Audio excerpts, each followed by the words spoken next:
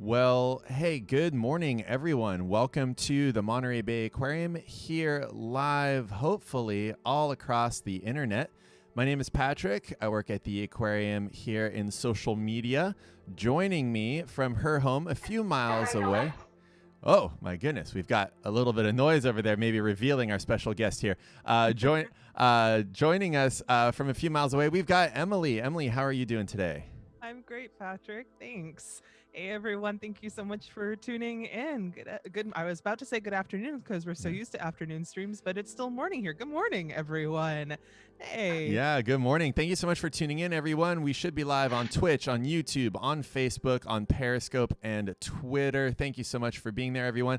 As you can see, we've got the Jelly Cam going right now. And on the lower right, you may have guessed that we have a very, very special guest, Tommy Knowles, senior jelly whisperer extraordinaire here at the aquarium. But everyone, we've updated some of our tech, and I do believe that right now I'm going to be able to transition over and say hello to Tommy. Hey, Tommy, how's it going? Hey, great, Patrick and Emily. How you guys doing?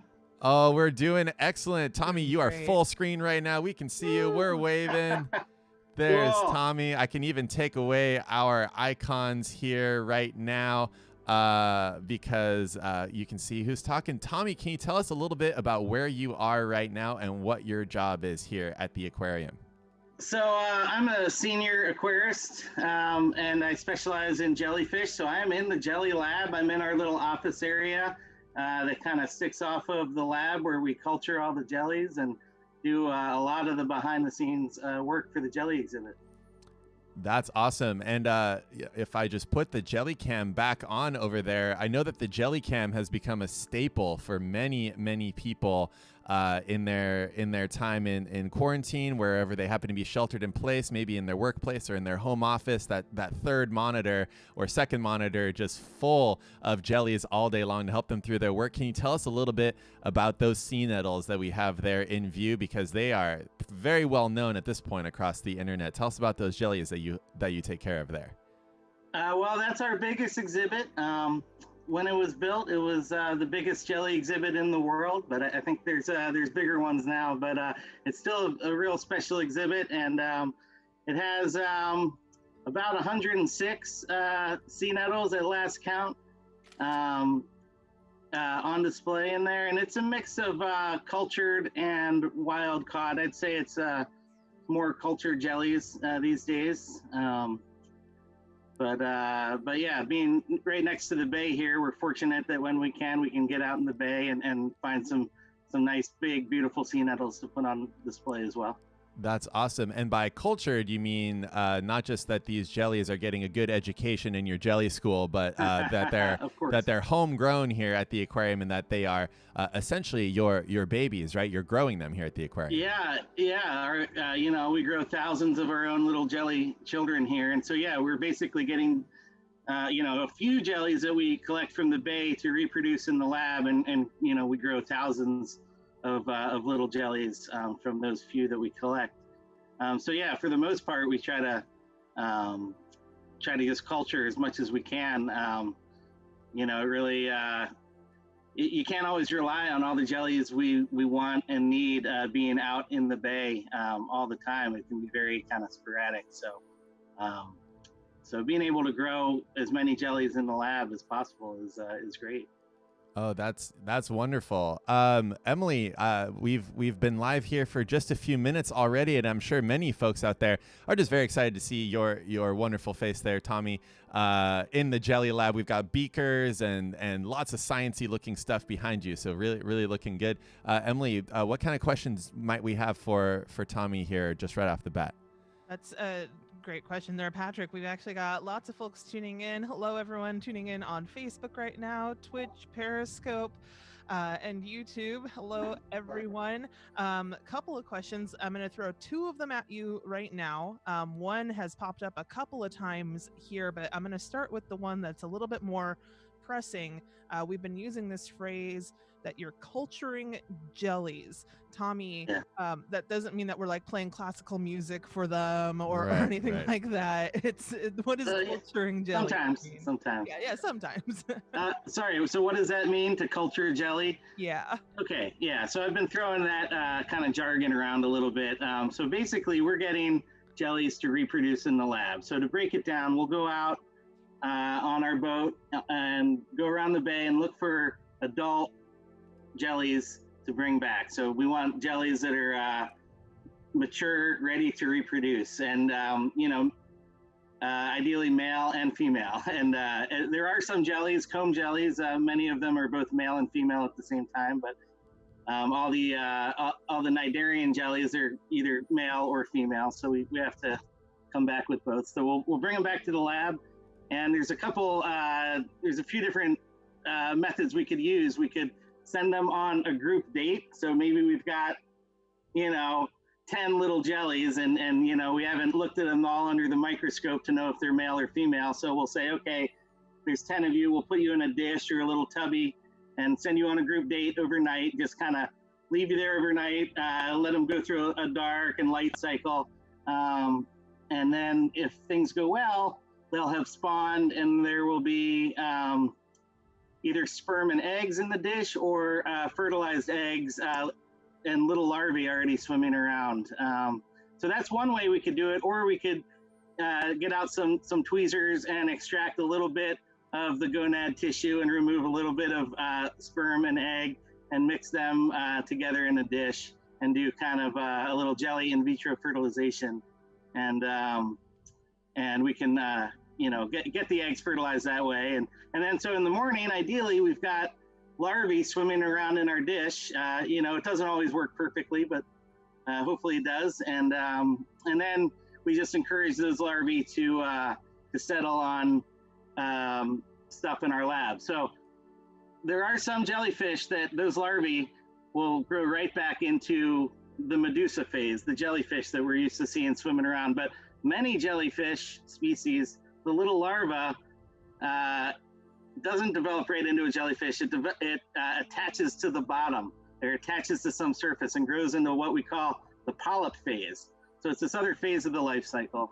And so we get the larvae to settle onto objects, glass dishes or pieces of plastic, and grow into polyps, and they can asexually divide and make clones of themselves and spread all over to make a polyp colony. And then we can get those polyps to make baby jellies. The polyps, when conditions are right, and it's often like a change in temperature or salinity, it depends on the species, but if there's some change in the conditions, it will initiate what's called strobilation, which is the making of little baby jellyfish. So the polyp divides into basically a stack of baby jellyfish that are all clones of one another. And, a polyp might release 50 baby jellies one at a time, and then it'll go back to being a polyp again. And then, months or a year later, it'll do it again. So we do that in the lab. We encourage the polyps to make baby jellies as we need them, and grow up the baby jellies in all our little baby jelly tanks until they're ready for the display. So that was kind of, in a nutshell, how we culture jellies. That's awesome. No, and I was just gonna say, a lot of people are saying like you're making it sound really easy, when I'm sure that it's much more complicated than what we're talking about right now, Tommy. Yeah. I left out all the secrets, so yeah. No, there are that was a simplified breakdown, and there's a lot of each species kind of wants its own thing, and you really have to know a lot about these animals that sometimes there's really not that much known about them, so you really have to study them in the lab and kind of figure out everything that is already known about them, but usually we have to just observe them in the lab and observe what happens, and try to infer what conditions they might like. And then with some of these jellies, they're tiny. The little baby stages are tiny, and you have to figure out what tiny food item do they want, because they're little predators, and you have to find tiny prey for them. So we're culturing various food items, that are really tiny to feed to these other things that we're culturing. So yeah, there's a lot goes into it. That's awesome, Tommy. And you're talking about the Jelly Lab, and we have, I believe, even more technology where we've installed, we shipped you some legs that you're able to use to walk us around the lab. We went analog this time, so no, it's not digital. So Tommy, do you want to maybe show us around your workplace? Look at that. Oh, we're on the move, everybody. The drone is lifting off. It's like drone footage. Off we go. It's an adventure. Okay. All right. Leaving the office, and here we are walking out into the lab. Maybe I'll just spin the camera around. One of the highlights, we have bubbling tubes of algae. Those are colorful. They really brighten up the lab. And but that's food. The jellies don't eat the algae. It's food for the jellies. So over here we have some copepod cultures. Copepods are one of the most numerous animals in the ocean, and a really important food source for so many animals in the ocean, including our jellies. So this is a really important part of our operation. And then some rotifer culture. So various food items over here. Brine shrimp that we're hatching out. Brine shrimp in the bucket. Most of it's been fed out already, but a little bit for the afternoon. And walking around here. All right. These are some little sea nettles. These are actually from Hawaii. And this is actually a species that does not have a polyp in its life cycle. The little larva develops right into a jellyfish, and that's kind of not the norm for what we usually culture around here. But it's been interesting to work with these. And here we've got some little sea nettles. Oh, this is awesome, Tommy. So these are the big orange guys. They start out pretty white and clear. I have a flashlight in my pocket. Let's see if this helps at all. Oh yeah, now we can really see those. Nice. Yeah. All right. And yeah, I fed them some brine shrimp earlier, so I don't know if you can make it out, but some of them have some brine shrimp in their tentacles and working up into their gut, which is sort of at the top center of their bell. Yeah. So Tommy, we have the question, they're so pale and translucent right now. When do they start developing the color that we normally see when we're looking at the jelly cam and seeing the... It takes a few months. We have some that are, maybe 3 or 4 inches in bell diameter, and they're still pretty see-through. They're pretty transparent still, but they're starting to get kind of a tan kind of look. They're starting to take on a little bit of pigment, and yeah. Oh, I've got some around here. Here we go. These guys are a little bit older. So these guys released from the polyp on February 1st. My light's kind of washing them out, But this actually really shows, Tommy, how much the exhibit lighting and that adult lighting really contributes to the visibility of these jellies. This is crystal clear water, and this is sort of what they would be looking like, almost completely see-through here. And it's fun. I think they're watching themselves now on the video call. This is great. They love this. Enrichment for the jellies. And these are brown sea nettles, correct? Yes. Okay, yeah. I'm going to put those back up on screen there just so that you folks can see there. So how old are these ones? Let's see. They released from the polyp on February 1st. So... Okay, so just a few months old? 2.5 months, almost 3 months old. Okay, and then so the sea nettles that we have in the exhibit that I have up on screen as well, how old did you say that those were? In the exhibit, those are anywhere from, those are probably, the youngest they go in are about 6 months, but most of those in there are probably between, at the youngest, 9 months old and 2 years, and some of them might be even more than 2 years old. Wow. Yeah. Very cool. So you can see, folks, there, that development. Emily, what kind of questions are we seeing there? People are absolutely fascinated by this, Tommy, first and foremost. All right. So many questions coming in right now. Cool. One of them, we were just looking at those little kreisels a moment ago. We Yeah. had a question, why are they rounded at the bottom instead of square like a normal aquarium tank that we think of? Yeah, so jellies aren't like your normal, fish in an aquarium. The fish are very strong swimmers. They can kind of choose where they want to go, and they can stay away from the drains. They can stay out of the corners if they want. But jellies really go with the flow. They're not the strongest swimmers. They might get stuck to the drain if there's not something keeping them away from the drain, and they would get stuck in the corners. So jellies really need an aquarium that's going to mimic the pelagic environment, the open ocean environment, as much as possible. So we want them to not touch the sides, not lay on the bottom, not interact with any surfaces as much as possible, and just experience kind of the movement and flow of the seawater.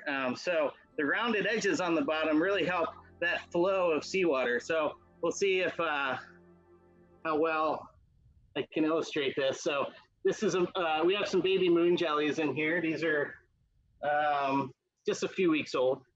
And these yellow nozzles here are where the seawater comes in from our seawater system. And they provide a gentle current in front of the screen. And the screen is where the water drains through. And the water drains kind of out of the top of the tank up here. But the water drains through the screen, and if the jellies kind of get too close to the screen, the gentle current pushes them away. And then let's see if I can do this without dropping my laptop. So High we wire have act. the curved edges down here. So the flow just kind of comes down and is really directed along the curved edges and back up, and creates a nice circular gyre for the jellies. Sorry, I'm waving this around. Creates a circular gyre for the jellies to just gently go around in the tank and not bump into the sides or get stuck in the corners. So that's what that's all about, and that's a little kind of intro to the basics of kreisels, which are like the standard jelly tank these days. They were the word kreisel, if you want a little history of it, comes from it's a German word meaning basically like to go around in a circle or like a spinning top. And some German scientists invented it, but then a guy from UCLA really made some improvements on them in the 80s. And then some of our team in the 90s worked with the scientists at UCLA and developed basically the modern kreisel, and now they're used everywhere. So that's awesome, Tommy. Yeah, and some folks wondering, is that the same concept just on a larger scale for the exhibit sea nettles? And yes, it is. It's just a very, very big kreisel there. We had a few questions going by. At that age, for the little babies and the ones that you're showing there, can they sting at this age? And then where do they get their pigmentation, their color from if they're transparent when they're younger? Where does that happen? Okay, yes, they can sting.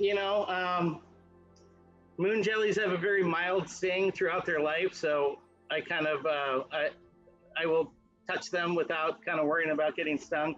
The little sea nettles we were looking at, they can sting as well. They have a little bit more potent of a sting than a moon jelly, so I try to avoid them. And even even the little ones, they don't have a lot of stinging cells, so you might not feel too stung up, but they can still get you. And so I try to avoid even the little ones. And regarding the pigmentation,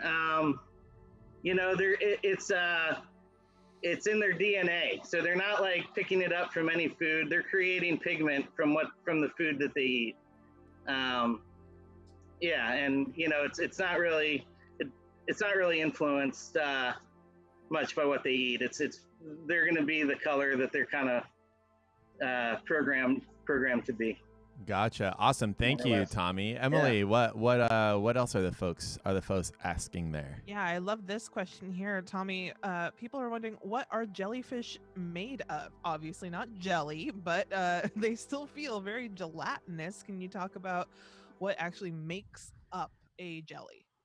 Yeah, well, mostly water. They're mostly water, but a lot of them have this, they have this material called mesoglia, which is like the jelly, and that's kind of it's proteinaceous material, but it's kind of acellular, just protein kind of woven together in a matrix. That's not a great description, but just to get an idea of what the jelly is, it's that's kind of what they are, and that provides kind of a hydrostatic skeleton, you might say, in some jellies. So like, that's not to say they have a skeleton; they're invertebrates, but this jelly can provide some rigidity to their body. That's otherwise just water, and so like when the jelly pulses, it contracts the bell, and then the mesoglia helps it pop back when it relaxes the muscle. So that's kind of one of the basic parts that jellies are made of. But they also have an epidermis, an outer skin layer. They have a gut layer to help them digest their food, and they have muscle tissue and nerve. So there's a lot going on in what looks just like a little blob. And we had a couple of people ask this question. I know it's not one of the number one questions that we usually get at the aquarium. Tommy, do jellies have brains? No, jellies don't have brains. They do have a network of nerve cells that a diffuse nerve network that the cells can talk to, like the cells next to them. So these waves of nerve impulses can help them respond to stimuli and in the appropriate way, and contract their muscles when they need to, let their tentacles out, pull their tentacles in. So they do have nerves that help them perform these basic functions and respond to stimuli, but there's no concentration of nerve cells that would be anything like a brain or process any thoughts. So they don't have emotions. In our brain we have like a pain center. They don't have any of that. So they're just kind of responding to stimuli and performing basic functions. Awesome. And then another question that we had, kind of along those same lines, they're not able to feel pain, but can they sting each other, and do they respond to that? Sure. Well, they will not sting their own species. Generally, they're not. They can chemically sense, their own species, different species, and they can live together without constantly firing their nematocysts. That would kind of exhaust their supply of stinging cells that they need for capturing prey and defending themselves. So many jellies eat other jellies as a normal part of their diet. So absolutely they'll sting those jellies that they're trying to eat, but they won't waste all their stinging cells on their own species. That's awesome. Thank you so much, Tommy, for all of those questions. Just in general, there's a few questions here. How long do jellies live in the wild and at the aquarium? And therefore, you're constantly growing these jellies to have them on exhibit. Where do those jellies go? Do they all go to the exhibits? Do they go to researchers? What happens with all the jellies that you're producing, and how long can we expect them to last at the aquarium is the question. Yeah, great question. How long a jelly lives depends on the species. Like I said, some of the bigger jellies, like the sea nettles or the big moon jellies, can live for several years. Maybe 4 years on exhibit. And that's an old jelly at that point. But with some jellies, if you keep the conditions consistent and take good care of them, they'll live several years. But in the wild, it's generally more seasonal and conditions aren't generally that consistent. So, most jellies live on the order of a few months. Even the bigger, tougher ones, sometimes the temperature stays right and food availability is great. So I've seen cohorts of sea nettles overwinter in the bay here, also moon jellies. So I've seen cohorts that seem to last through the winter and continue to grow and get bigger into the next year. And we end up with some pretty big jellies in the bay. So, maybe a couple of years sometimes, but for the most part, either the food's going to run out or a predator is going to come in, like, the egg yolk jellies are the apex jelly predator. They eat all the other jellies. And so sometimes there's just amazing jellies in the bay, and it's so great to look at. And then the egg yolks come in and just eat everybody. And that's it. That's the cycles that go on out in the bay. And, so that's kind of what it is. Some jellies, if we give them really good conditions, they can live, a little bit longer. But there are some jellies that, like, they don't want to be collected. They don't want to see a wall or a hard surface in their life. Like, the Portuguese man-o-war is one that it has this float on top, and I haven't heard of anybody getting one to survive more than a week, because once that float touches anything, it just kind of starts to leak, and it's kind of the beginning of the end. So that's a jelly that's just way better off out in the wild, and doesn't want to ever come to an aquarium. So yeah, that's kind of there's some jellies that'll live a long time, and then others that they just only live a few months no matter what. Very cool. Yeah. Thank you. Emily, anything else pressing there? Otherwise, we've been talking. Yeah, Emily, go for it. Is there anything we haven't answered Patrick, yet? the questions have not stopped coming in. Okay. There's so many curious people out there, which is wonderful. So we're going to try and answer as many questions as we can, as long as Tommy is up for it. Okay. Sure. All right. We had one over on YouTube wondering, where do we find jellies in the ocean? Are they more in the shallow waters, in the deep waters? Just what does the ocean look like with jellies in it? Like, sorry, they cut off. So, but where are the jellies? Are they deep? Are they shallow? Yes. They're everywhere. Jellies are everywhere. So there's, but there's different ones in different places. So, when I first started working with jellies, it was just kind of learning about all the jellies that lived at the surface of Monterey Bay here. And, it's incredibly diverse. There's a ton of jellies that live at the surface, but as we've done more and more work with Embari and studying deep sea jellies, you just see that, as you get down a few hundred meters, it just totally changes, and there's all these other different species. And then you go a little deeper, and there's all these other different species. And then there are some species that'll be kind of up at the top and then pretty deep too, but a lot of them just inhabit these various zones. But even, 2 miles deep, there's jellies, and there's jellies under Antarctic ice, and there's jellies in freshwater. So jellies are everywhere in all parts of the ocean, in most bodies of water, fresh or salt.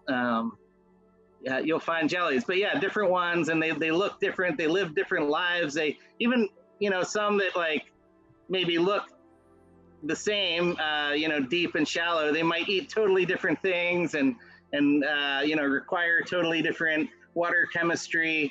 So there's just such a variety of habitats that jellies can inhabit, and then a variety of ways that they deal with that to really thrive in so many environments. That's awesome. Thank you, Tommy. So Yeah. one thing I wanted to try here, you've set up another camera in the exhibit hall. Did we want to try to go take a look at those exhibit hall comb jellies, and then we'll just Sure. leave this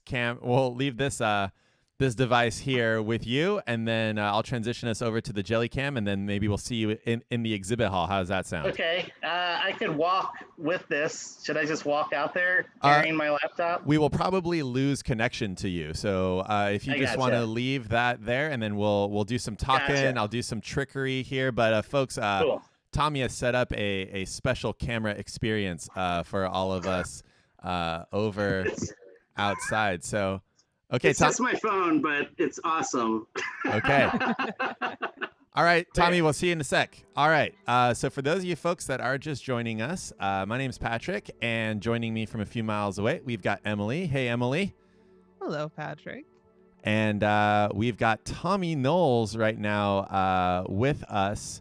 And let me see if I can do this. I think it's going to work.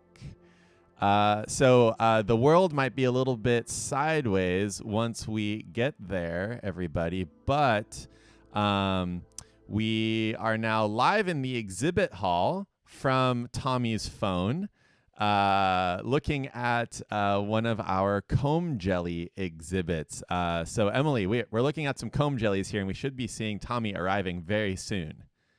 Yes. So. I hear him. I know. I hear him too. Oh. Tommy. Was I fumbling with my headphones? No. Tommy, can you hear us? Yes, I can hear you. That's awesome. But let's get maybe a hand there in view there, so we can know that you're still there. There he is, everybody. Oh wait, you know what? I could probably, let's see. I think I might be able to rotate us here, Tommy. But why don't you let us know where you are and what you're looking at? Okay, well, I'm out in the public area of the exhibits, which is, uncommonly empty right now. And I'm standing in front of our sea gooseberry exhibit.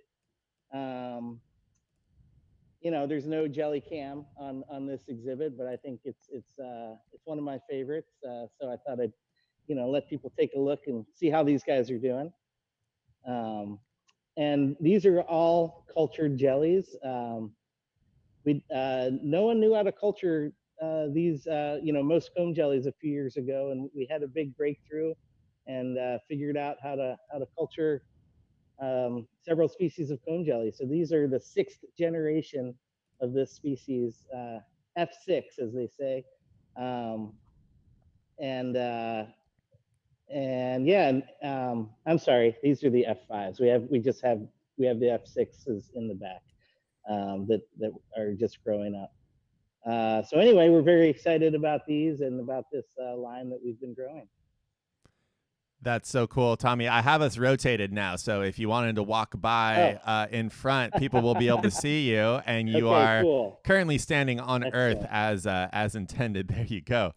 Looking good, man. Cool. Do you have any interpretive dance for us? Any? Is there a comb jelly dance? Is there anything? I don't know. Okay. That's... I'm just kidding. This is wonderful. People are very excited about that work there, Tommy. And maybe one thing, I don't know if you just mentioned this, but comb jellies very different from regular jellies, and your team figured out how to culture these comb jellies pretty recently. So now we've had comb jellies on display for a very long time, but for a long time that wasn't really the case, right? Very difficult to have comb jellies.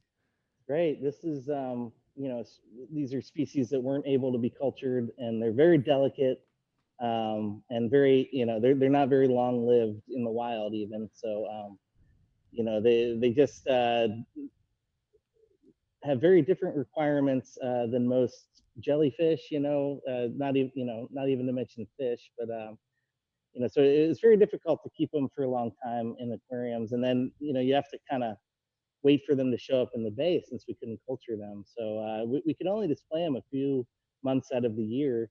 And, that also required just really getting out in the bay and knowing when they're out there and collecting them when they're out there.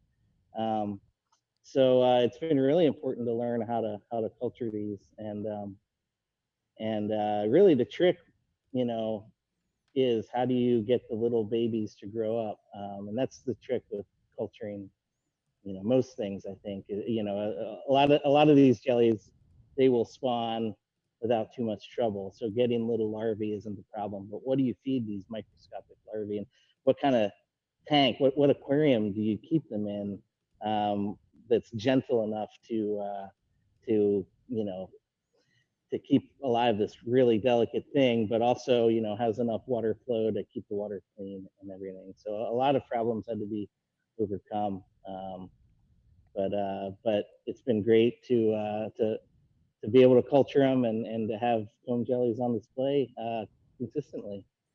That's awesome. And I just put a photo there of these Hormifera comb jellies up so that you folks can see sort of what we're talking about there. That's that animal there on the left. You can see those 8 rows of combs. They're the ones that when people visit, they wonder about the lightning dancing down the side there, that light breaking up off of their comb rows. So that's the animal that you're looking at there in the display.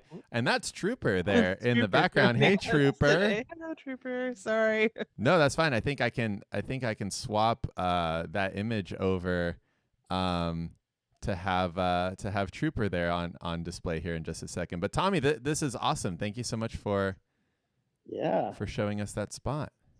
Yeah.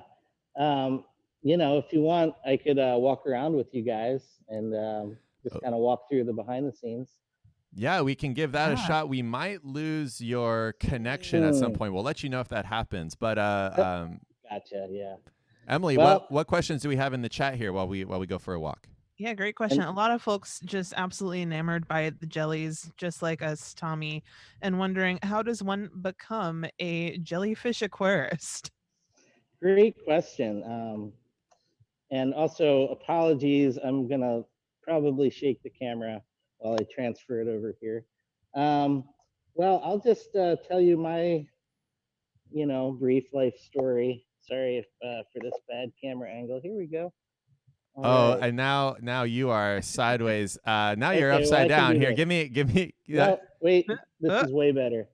Sorry for all the. This is way okay. Better. One second there, Tommy. Stay there. I gotta do a quick thing here. I need to rotate Quick magic, yeah. And we're back. Okay, perfect. Okay, now you're looking good, Tommy. Okay, cool. Okay. Well, here. Sorry, I'll answer your question, but just a quick look around here. There's the sea nettles. Yeah. Hey. There we go. And yeah. Okay. So I'll kind of walk behind the scenes here. So I didn't know anything about jellyfish.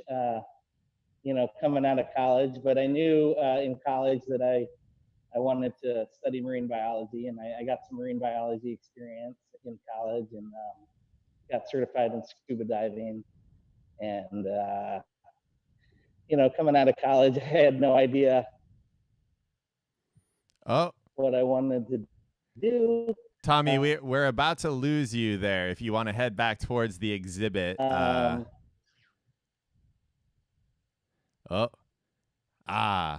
We knew it, Tommy. So I went. Oh no! I tried to warn him.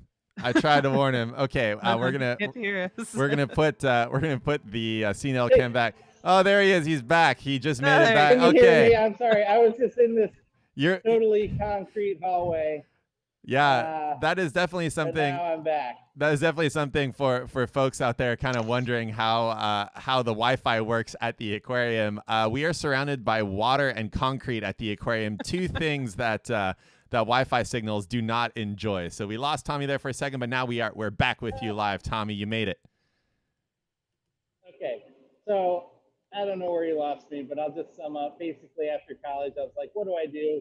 And I moved to Catalina Island to teach outdoor ed and teach marine biology to kids that were coming out on field trips from school. And I got into taking care of the aquariums that we had to help teach the kids. And then that led to an internship up here at the aquarium, and I just kind of kept my foot in the door. And I worked in the education department for a little bit, and then jumped back over into the husbandry department, and didn't know anything about jellies still, but I got put with, you know, part-time with the jellies, part-time in Splash Zone, working with the tropical animals. And so I had some really great jelly mentors that were really eager to share information and taught me a lot. Chad Widmer, Bruce Upton, really awesome jelly guys to learn from. And you know, I was like, hey, this jelly thing is pretty cool. There's still so much to learn about jellies. Maybe I could, you know, contribute to a little bit. And so that was 15 years ago, and I've been working with the jellies ever since. So really, when I started, I kind of just knew kind of basic aquarium husbandry stuff, and you know, got the jelly basics, and then you know, just working with them for so long, you learn a lot of things just from spending time with them, and just having that opportunity to spend time with so many different species. You just get to learn kind of their different moods and you know, not to anthropomorphize, but you know, all their different attitudes and just kind of things that they like, and how to make a jellyfish happy. That's so awesome, Tommy. Thank you so much for sharing. Yeah. A lot of people very excited about that. So can you tell us where we are right now, because it's not the same jelly lab that we started out with you? No, so we're behind the exhibits right now, and we're behind our big moon jelly exhibit, and that's our giant ladder. How we go up and access the jellies and feed the jellies, and you know, do some maintenance on the exhibit. We've got, you know, big long scrubbing poles that we will put into the tank and wipe the algae off the windows. So yeah, we're behind all our exhibits, and let's see, down this hallway here. I'm trying to use my finger as a pointer. Yeah, there it is. Down that hallway. Nice. Are some more exhibits. That's the sea gooseberry exhibit, and then the spotted cone jelly exhibit is just beyond that. Oh, that's awesome. Yeah. So here, we can walk down there a little bit. Ooh, why don't we look in the side of the moon exhibit? Oh, it's really washed out. It's really bright. That looks awesome. Yeah. I don't know if you can see any moon jellies when I. Yeah, you can see them go by right now. There they are. Okay, There cool. it It's is. kind of bright on the camera, not in real life. No, it's all good. Here, I'll pull Cool. up a photo of those moon jellies really quick so the folks know what we're looking at. Yeah, and Tommy, we just had a question. We're getting a good look at the exhibits right now. What is the depth and width of most of these exhibits that we're looking at? Yeah, so you know, most of them are kind of not as well deep or wide. You know, not as horizontally deep as people think. They think they go back a ways, but they're actually quite skinny. So most of them, the smaller ones, will be about 10 inches deep, 10 inches wide, and you know, some of the bigger ones are like 12 to, I think the sea nettle is 14 inches deep wide. And you know, how tall is this? You know, I was just looking at the dimensions not long ago, but I kind of forget. What is that, like 10 feet, 11 feet, maybe 12 feet? 10 to 12 feet, let's say. 10 to 12 feet. Perfect.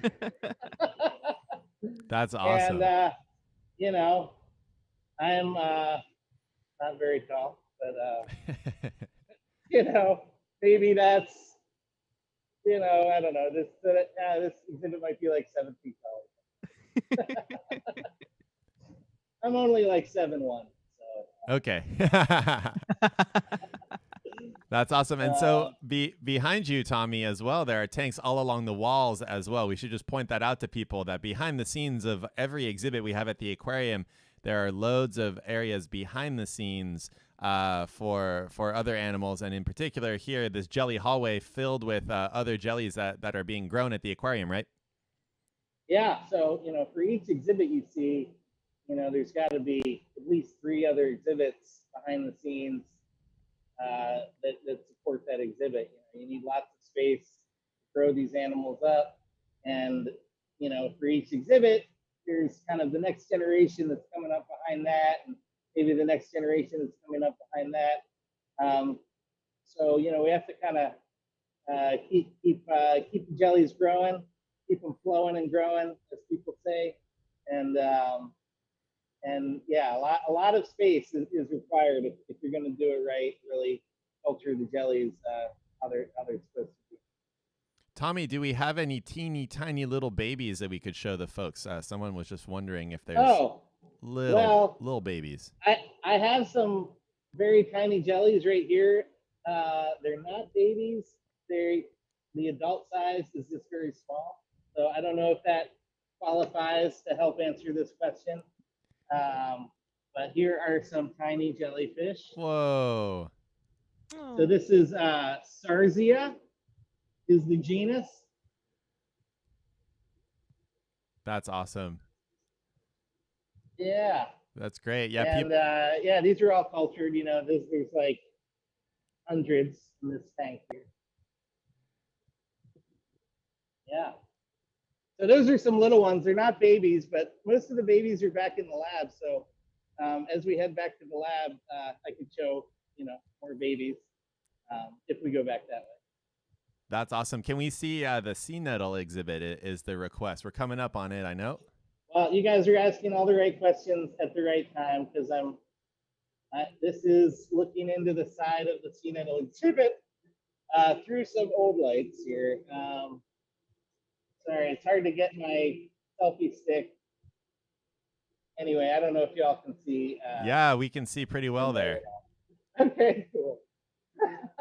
Yeah, this is. Here, I'll walk around the back, and this is a pretty tall, wide exhibit. Look at that. Yeah, and a fun story maybe about this exhibit there, Tommy, is that one is one of the few tanks that has ever gone ice skating at the aquarium, right? Yeah. So this was such a big exhibit when they were building this wing of the aquarium.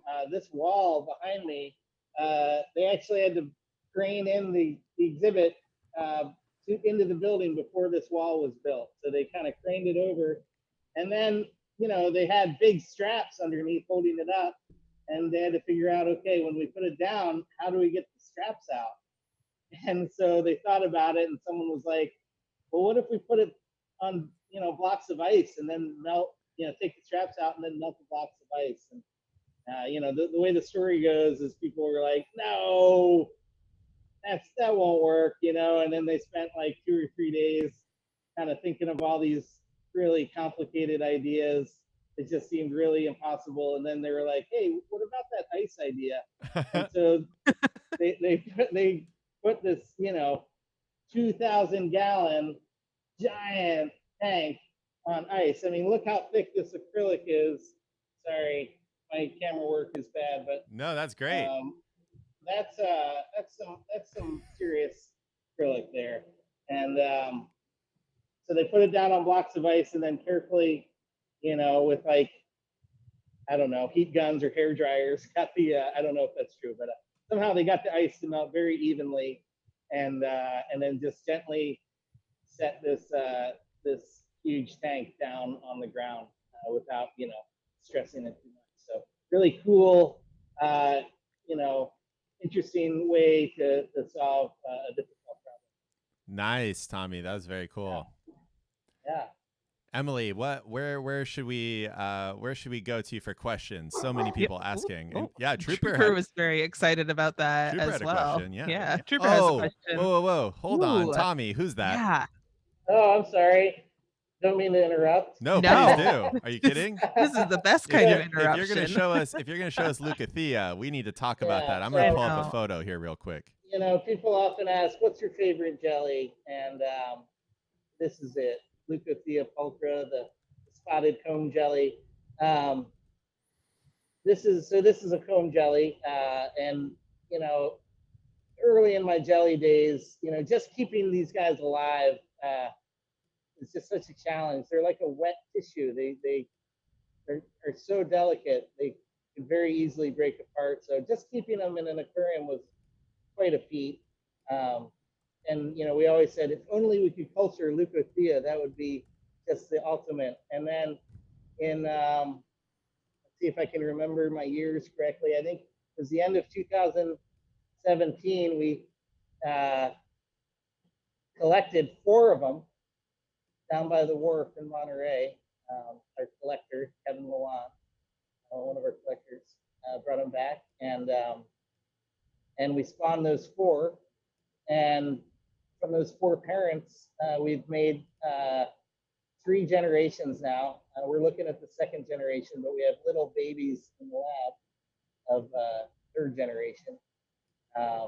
And that adds up to just hundreds and hundreds of these jellies. So just from those 4 that we collected 3 years ago, or maybe 2.5 years ago, we've been able to culture so many jellies. It's great to keep these guys on display consistently. So they're my favorite jelly, and really stoked that we're able to have them all the time. That's awesome. I just put up one of the photos from when they were on exhibit there with Leucothea pulchra, which I love the name too of Leucothea, because it's basically the Leucothea pulchra. The full name means beautiful sea goddess, basically. And Leucothea, the Greek god of the ocean that gave Odysseus her veil to help save him from Poseidon's wrath, I believe is the full story there on the veil. Tell us a little bit about this comb jelly that we're looking at, because if there's an alien on the planet, you're looking at it right there. Look at that. Yeah. So this is basically an alien spaceship.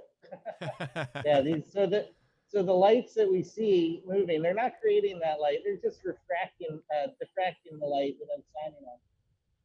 And those are, they call them the combs, the comb rows, and they're actually cilia that are fused together. So these little clear hair-like structures are fused together in a way that they look like a comb, like a comb that you would comb your hair with. So that's where their name comes from. And they have these rows of these combs, and they function like paddles, and they will kind of paddle the jelly around. So they're actually the largest animal that uses cilia as their primary means of locomotion.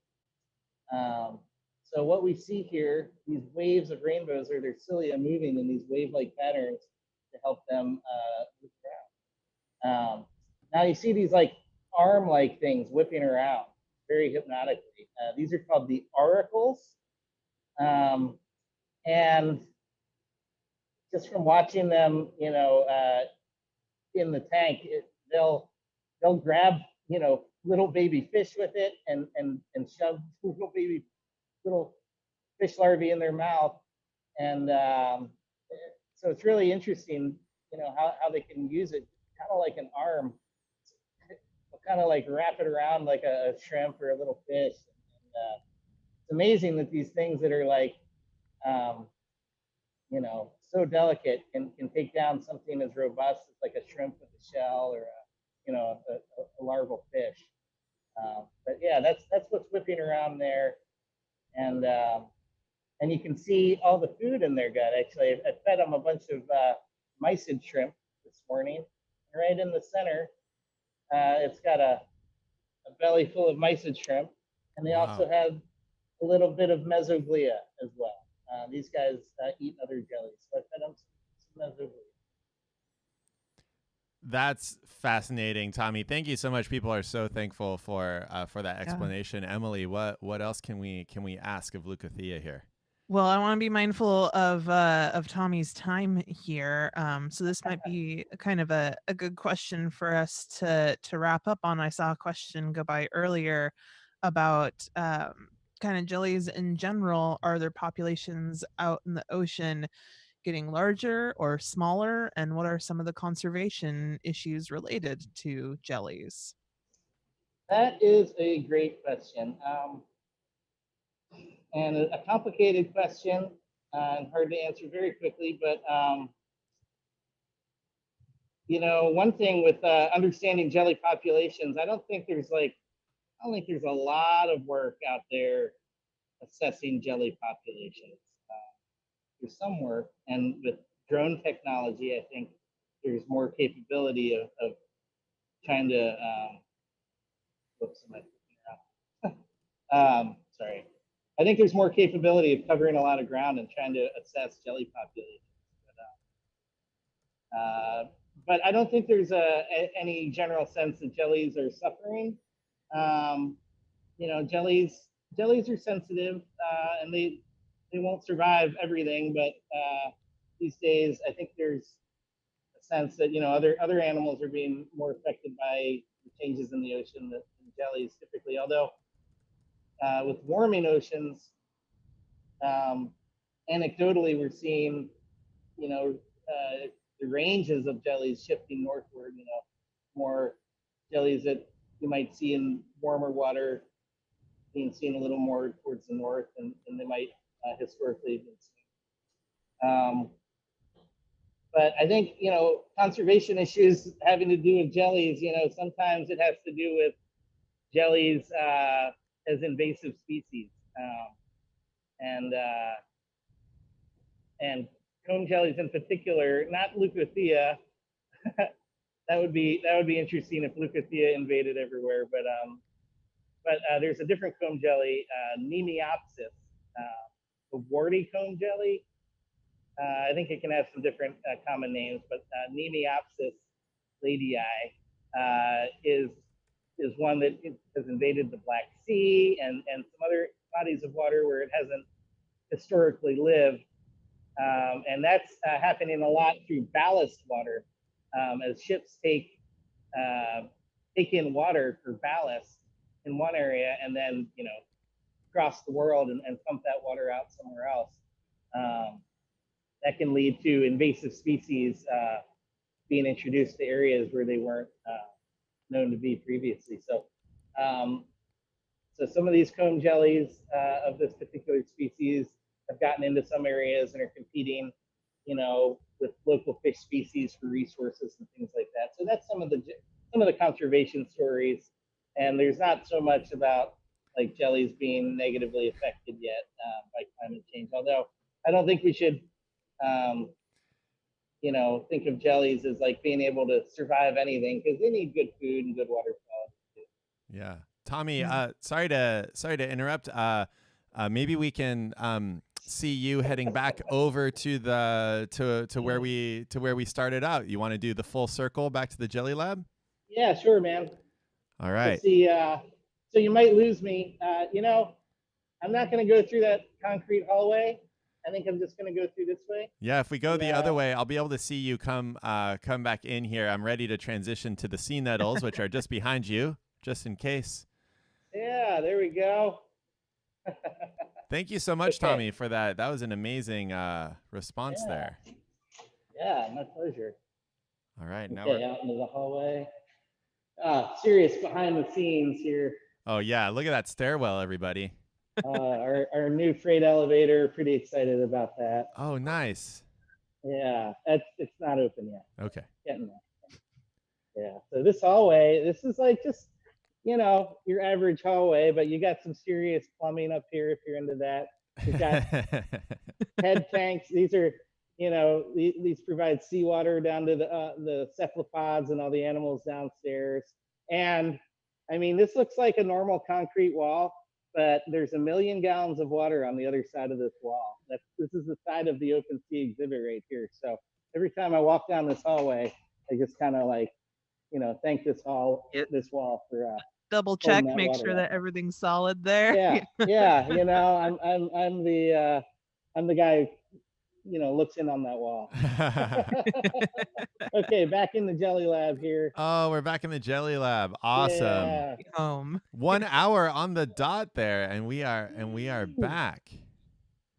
So let's see. Well, what I'm gonna do right now, I think we might start hearing ourselves. Yeah. So here, 1 second.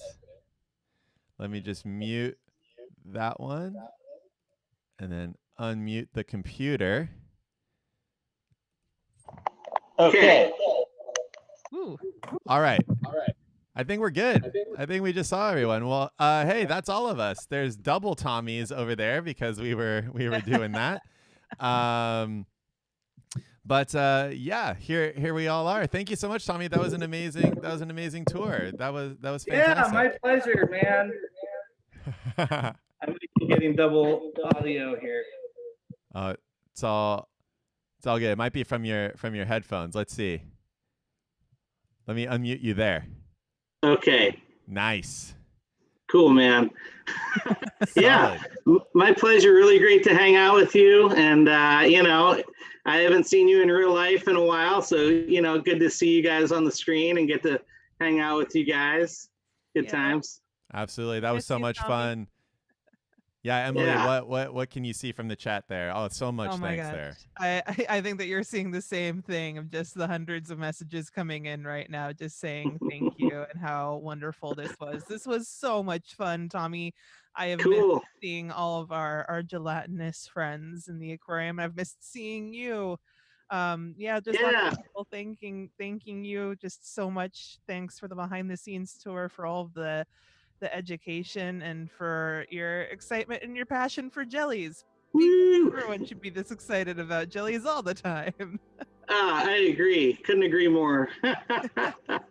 Absolutely. Well, hey, thank you so much, everyone, for tuning in to this Monterey Bay Aquarium live stream here this morning with Jelly Man Extraordinaire, Mr. Tommy Knowles. Thank you so much. I'm Patrick. In case you folks haven't seen my face here before, that's Emily down there. Hey, Emily.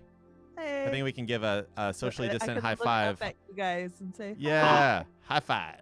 Yeah. It's working. Over here. Here, Tommy. Wait, which corner? Other one, Tommy. Oh. Other side. There we go. Yep. Dude, this is very disorienting. Go to the other side. Okay, we almost did it. Well, in any case, everyone, thank you so much for tuning in, and we hope to see you again soon at the Monterey Bay Aquarium. Make sure to follow us on whatever social media platform you happen to be on here: YouTube, Twitch, Facebook, Twitter, Periscope. We will be live again soon, and we hope to see you then.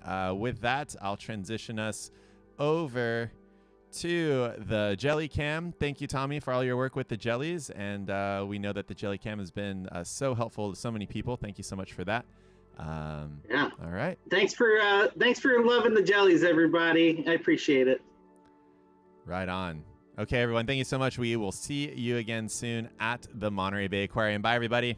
Bye, everyone. Stay safe. Bye.